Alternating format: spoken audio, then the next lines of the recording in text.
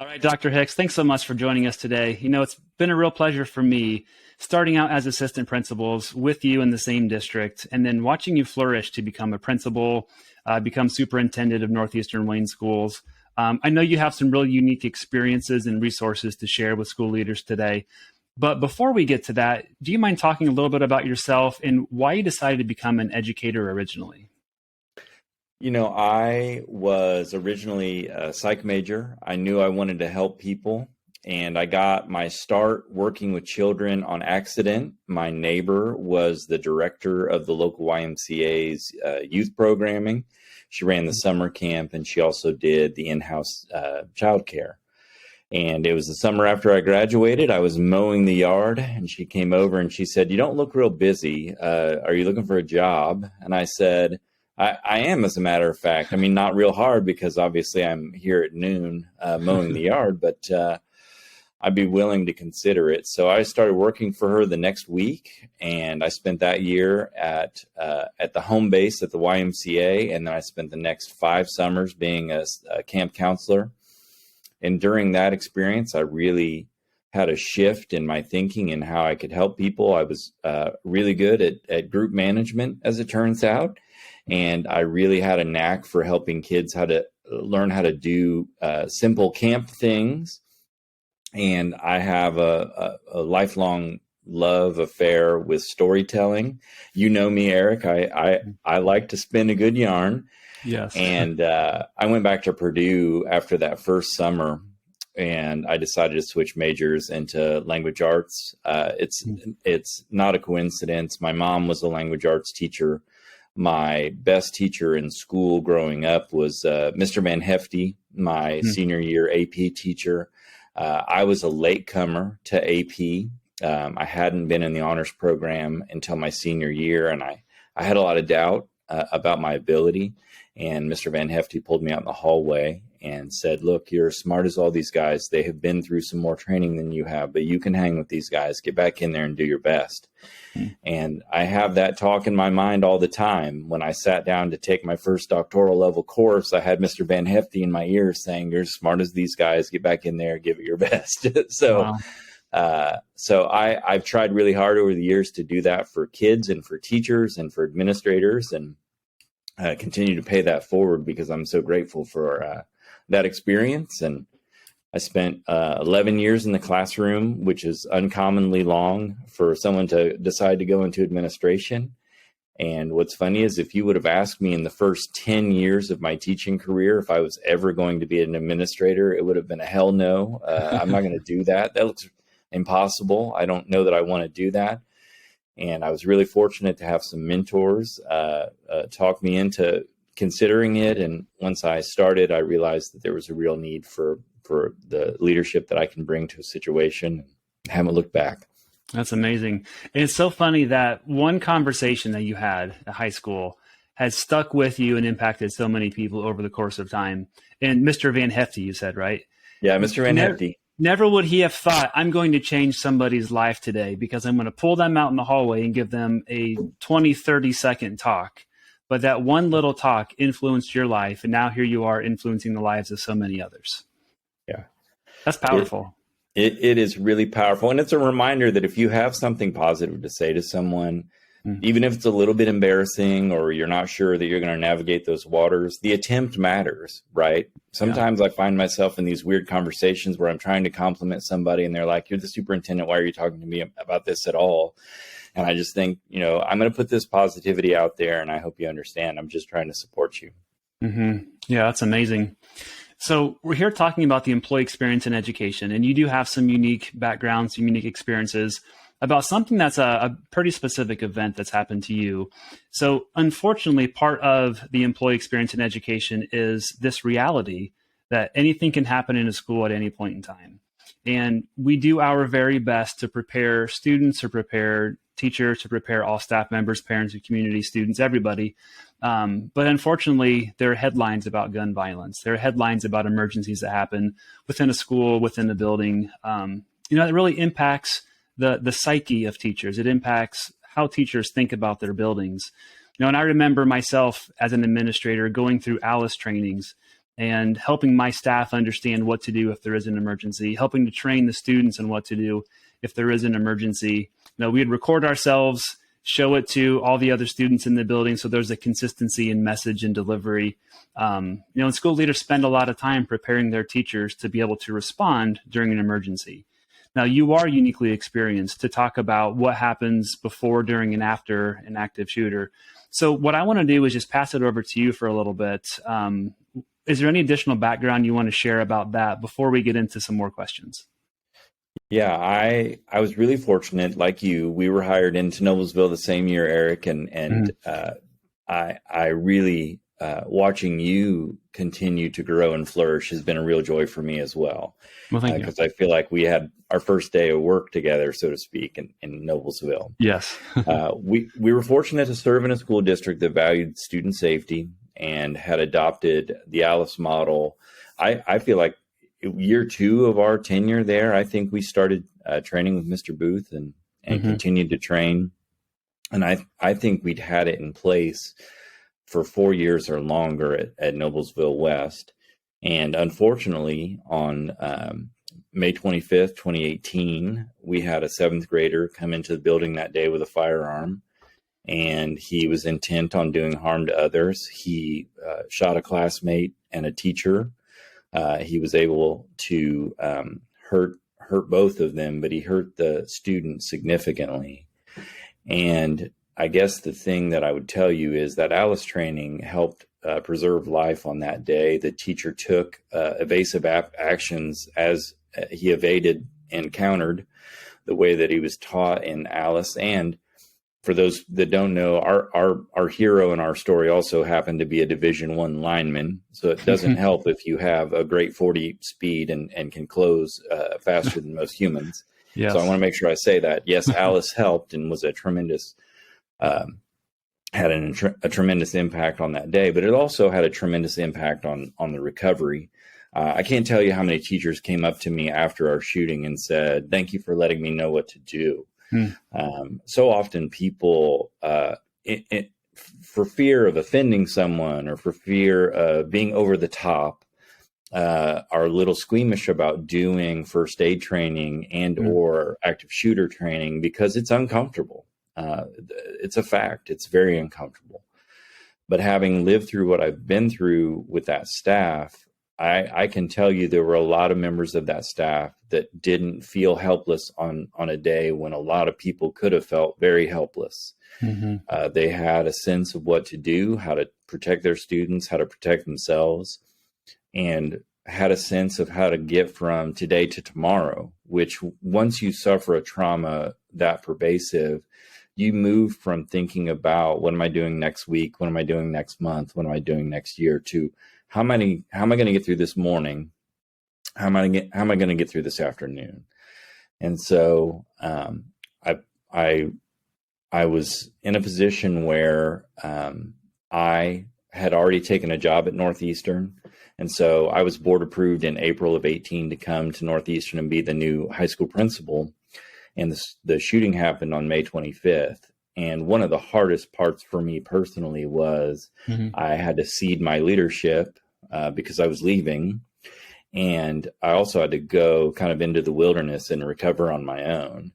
And so I don't understand all of what it looked like at Noblesville to recover in mass because I was across the state and kind of had to figure it out on my own.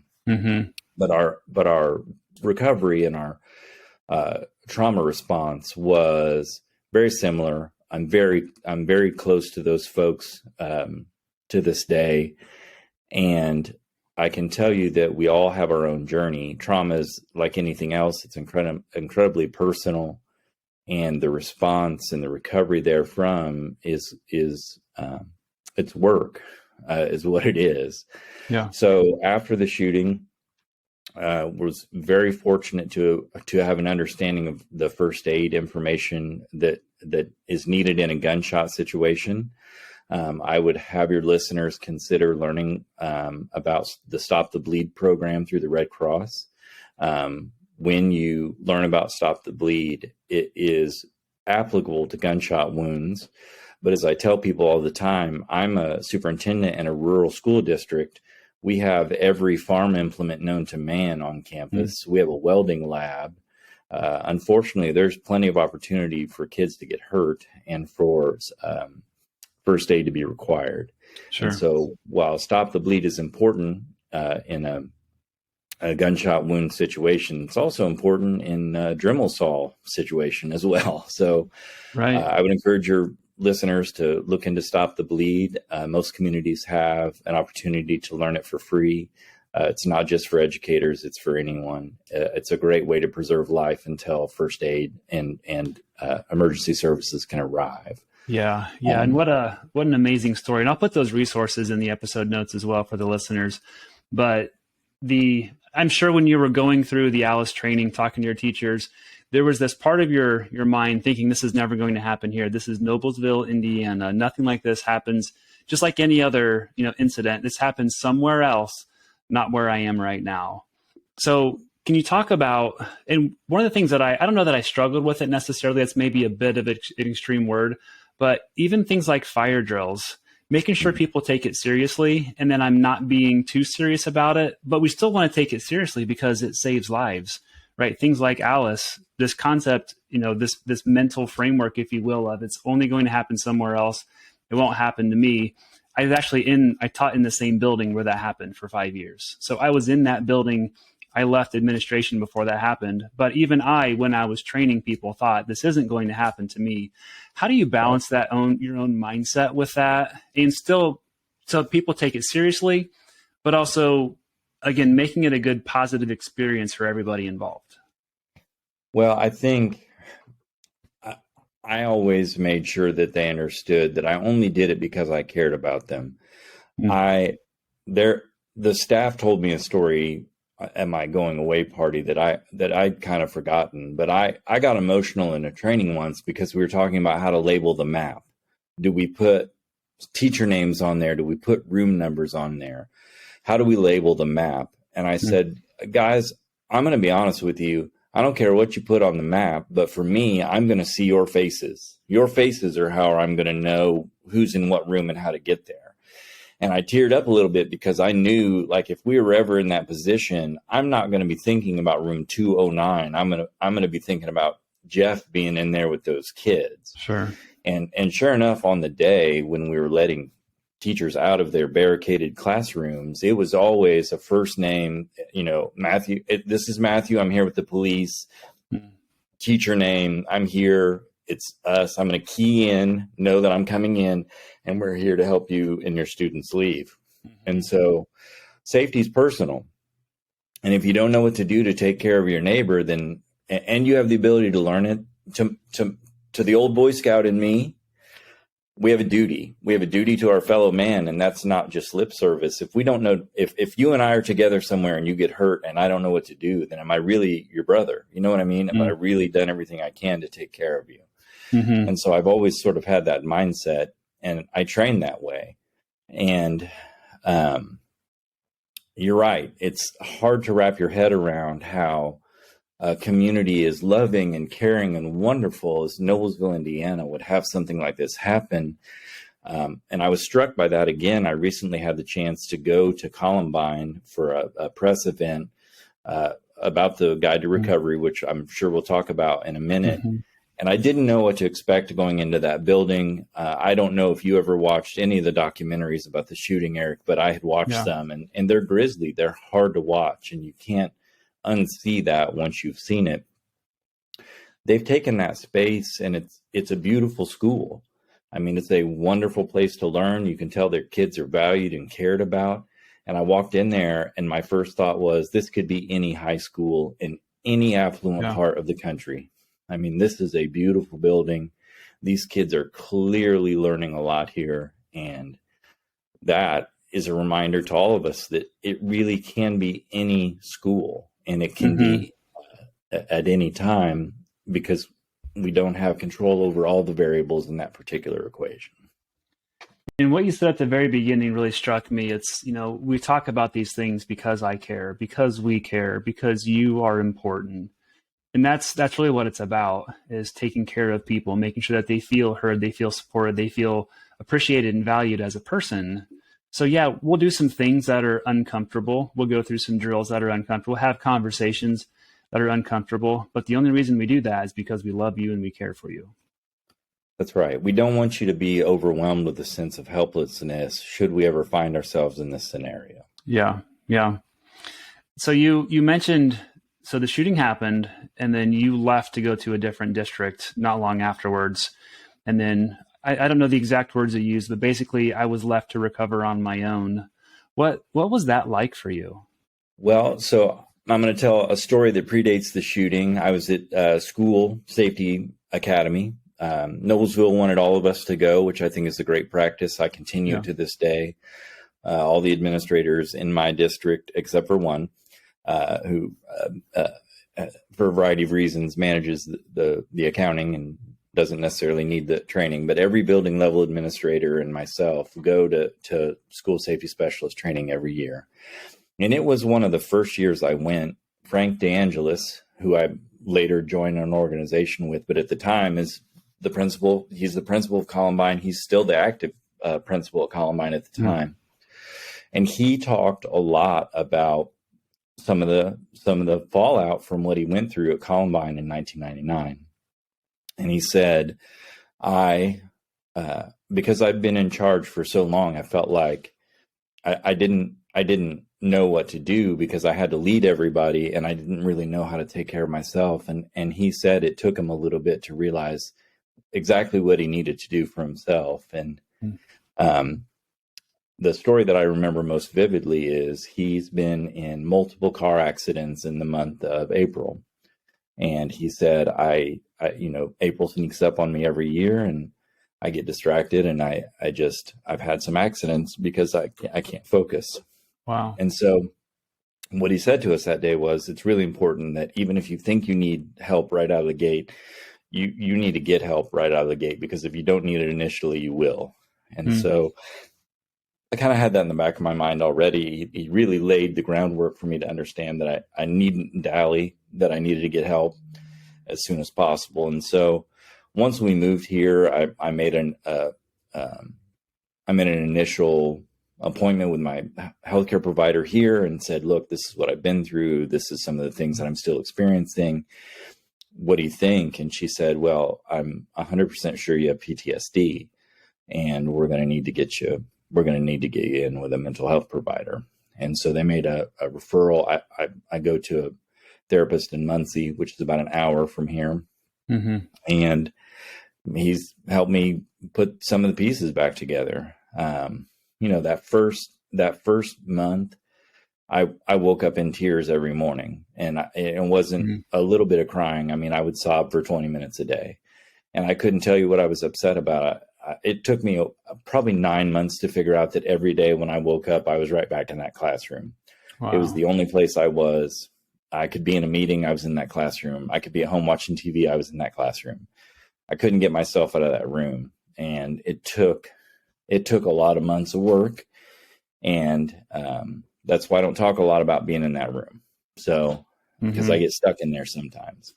So I was really fortunate to have a great therapist. He helped me work on it. And then I got a little too big for my britches and thought I was okay. And I guess the other thing that I would say to people is, I had a very unfortunate middle school experience. I broke both my ankles playing basketball. I broke a wrist.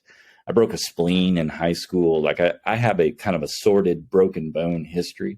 Okay. And I thought it was going to be like a bone break. Hurts like hell at first. You set it, you wait it out, you start to rehab it. It's back to normal. It's fine. Trauma recovery doesn't work that way. You're not really ever going to be all the way fine, but you're going to learn how to put the pieces back together to the point where you're functional, which is a great goal, especially when you start where I started. When I got up the next morning after the shooting, Eric, I was supposed to drive from my house to the high school. And you know how it was. We went to the high school for stuff all the time as administrators in Noblesville. I'd driven there hundreds and hundreds of times.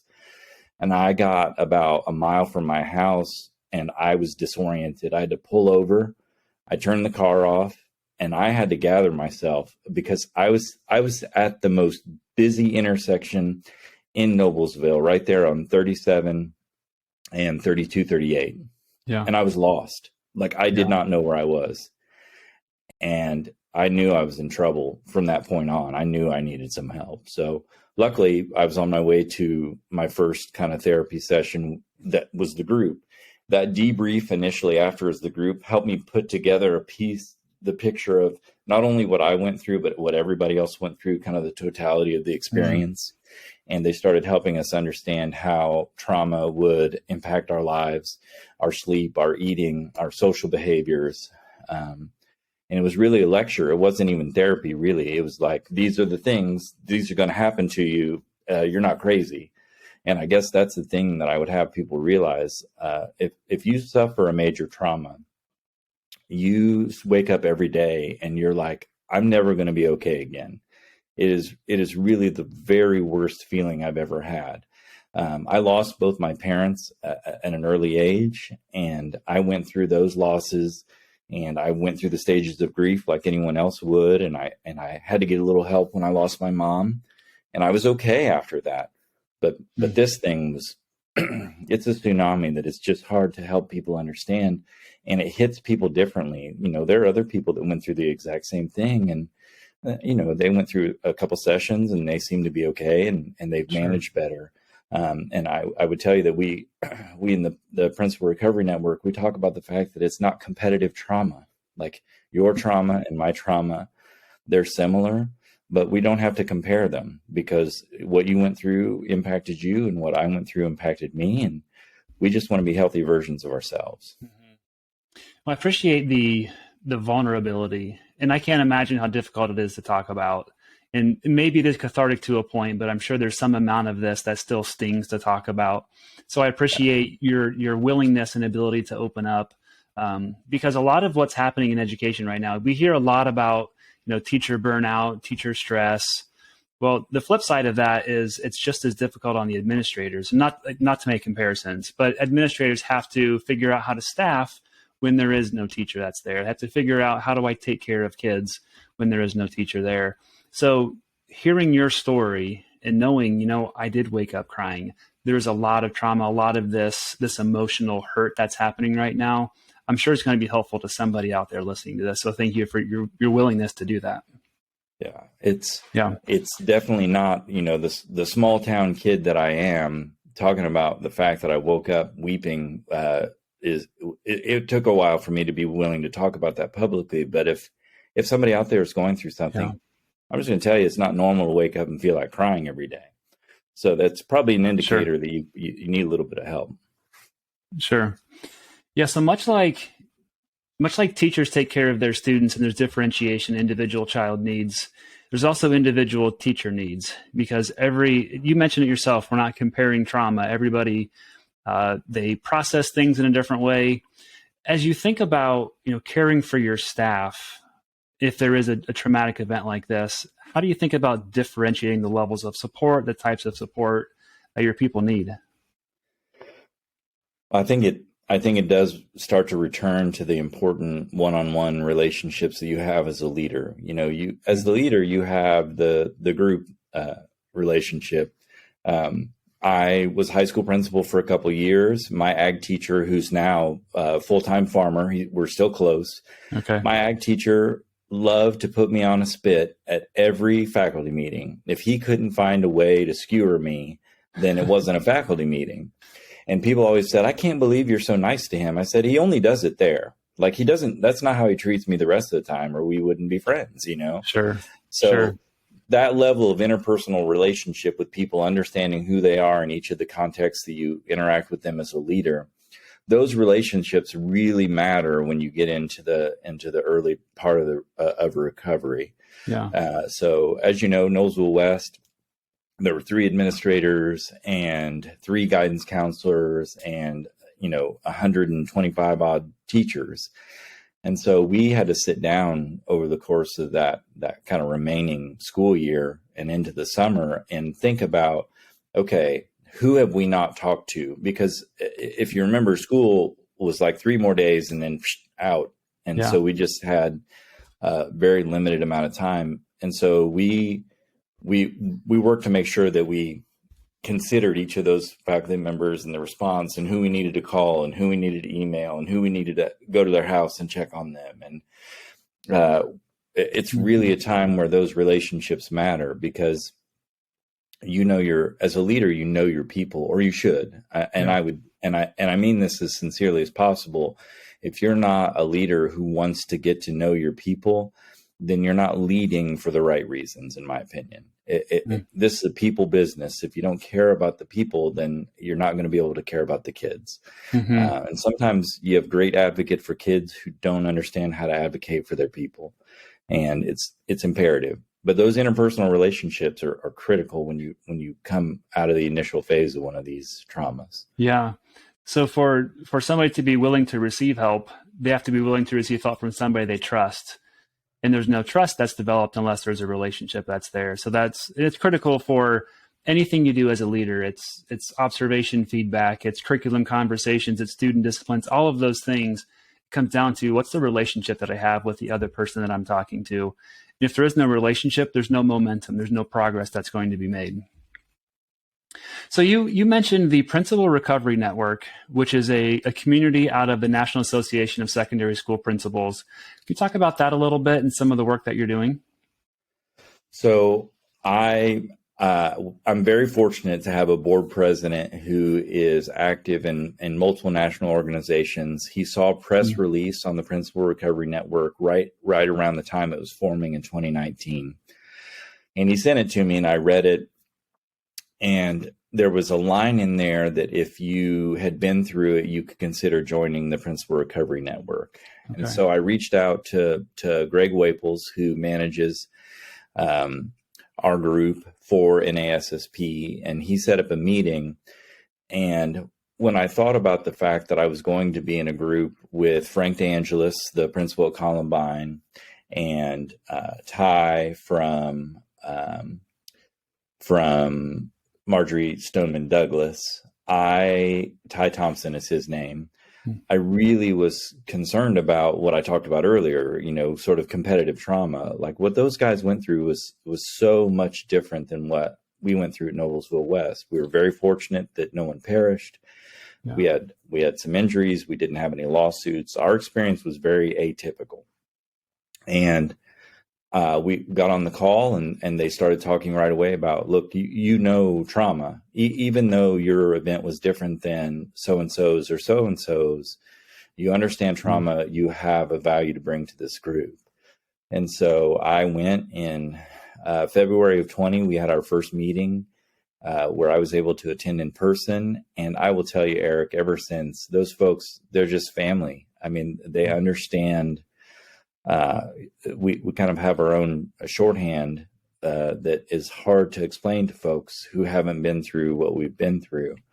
Sure. And we each work to lobby for funds to help schools recover. And the group had a working document that eventually became the Guide to Recovery, where we basically had a brain dump of all the things that we had been through so that we could help the next school. Our group's purpose is to help the next school that goes through a school shooting begin the recovery process. And so after a lot of editing, the leaders of our group, Elizabeth and Greg, did some final edits and sent it off to a publisher. And we had a press conference to release it earlier this fall out in Littleton, Colorado at the Columbine Memorial. So it was a really powerful opportunity. I had not thought of going to the school and certainly would not have gone there without Mr. DeAngelis taking us there. And I had not realized how in depth the Columbine Memorial is adjacent to the school. It's powerful. Yeah. I read through the guide, and there are so many just little bits of information, little tips, little even stories and vignettes throughout that I can imagine. So just like your story of I was driving, I got lost at this intersection. I knew I've driven all the time. Being in the moment, post a traumatic event, it's hard to think, it's hard to process, it's hard to figure out where do I even begin. So instead of trying to come up with your own best practice list, why not lean on those that have been through it before and can provide that guidance on here's what to do. Here's some references for you. Here's some stories about what's helped us in the past.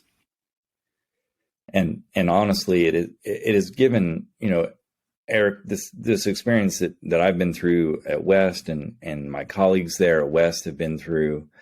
Unfortunately, we're part of a growing fraternity, sorority, members only group that's growing.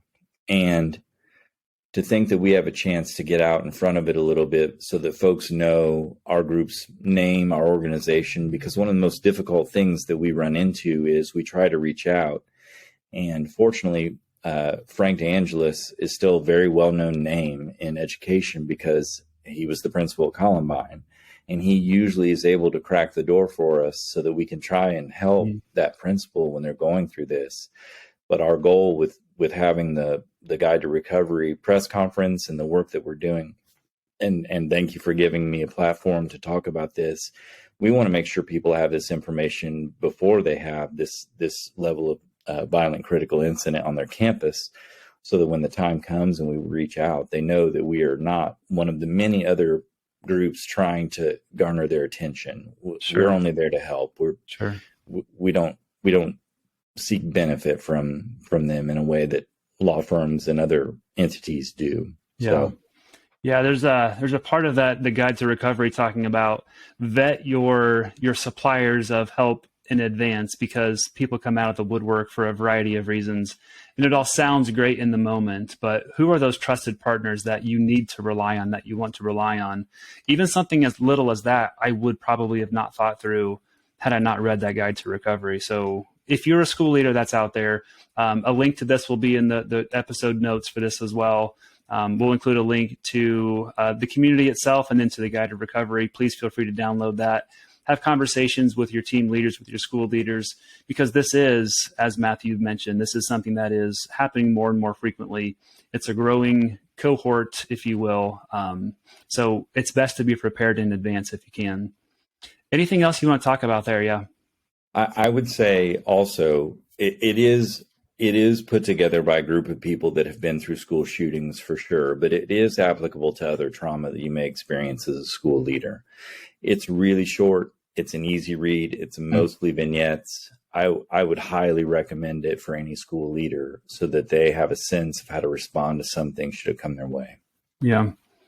So what would you say is the one action or strategy that you want school leaders to come out of this episode? Is it this idea of get the Guide to Recovery? Is that the one action you think people need to take?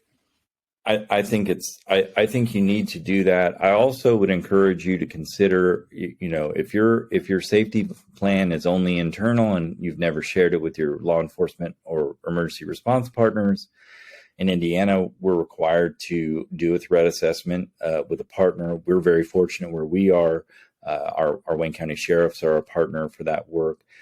But as you think about school safety, and especially when you're preparing your employees for a response, having a community team so that in the moment that the people who are coming into your building to assist you, I think is really imperative. And make sure that you are fastidious about doing the drill work. Tabletop exercises are easy. It's 5 minutes. You can talk through scenarios, and then what really happens is people come to you afterwards and say, hey, I've been thinking about this and I've been thinking about that. And it's yet another opportunity for you to foster that relationship. Mm-hmm. Yeah. I appreciate that very much. At the end of an episode, what we like to do is share a celebration as well. Today was a very somber conversation. It was a very enlightening conversation for me, hopefully school leaders as well. But what's a celebration that you've recently experienced that you want to share? Well, personally, all three of my kids are really happy and healthy and engaged in athletics and martial arts, and they're really great. So my kids are in a great place, and we have a tradition in the Hicks family that if you have personal record as a runner, or if you move up the next belt in martial arts, or you've had a really good showing in an athletic competition, there's going to be ice cream on the way home. And so I would encourage you, anytime you have a chance to give yourself ice cream, consider it a necessity. That's my parenting advice. Yeah. And I saw a LinkedIn post the other day. It was really short. It said, after your child's insert event, just tell them, I loved watching you perform. I loved watching you play today. And that's it. Nothing else needs to happen. Sometimes it's just that reinforcement of you are important. It's not about, winning is great. Doing well is awesome. PRs are awesome. Sometimes it's just, hey, I loved watching you today. Thanks for putting in effort. That's awesome. That's awesome. If people want to get in contact with you, what's the best way of them doing that? My email address here at school is mhicks@nws.k12.in.us. I'm a public official, so anyone can get a hold of me anytime they want via that email. I'm also on LinkedIn, and if you need to find me, I'm the superintendent in Northeastern Wayne Schools near Richmond, Indiana. You can look up our phone number and give me a call. Okay, that sounds great. Well, Dr. Hicks, it's been an absolute pleasure. Thanks for taking time today. We wish you and your family very well. Thanks, Eric. I can't tell you how much I appreciate our friendship and being able to watch you on this journey. It's such a joy. Keep up the great work, man. Well, thanks. You're one of the great ones. Thanks. All right. So